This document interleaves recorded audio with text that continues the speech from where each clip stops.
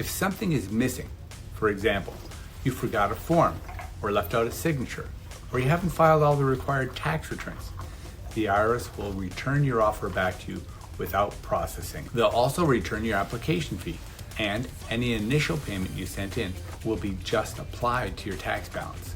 You can fix the issues and reapply, but it delays the process. The IRS will typically inform you why your offer was rejected. If it might be that they believe that you can actually pay more based on your financials, i.e. your offer was below what they call reasonable collection potential is, or perhaps you failed to include something important in your documentation. A $205 non-refundable application fee, unless you qualify as low income, an initial good faith payment towards your offer is also required. Now this is non-refundable in most cases.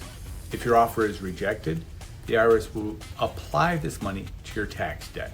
If you leave out required information or forms, the IRS will return your application and refund your fee, and you'll have to start all over.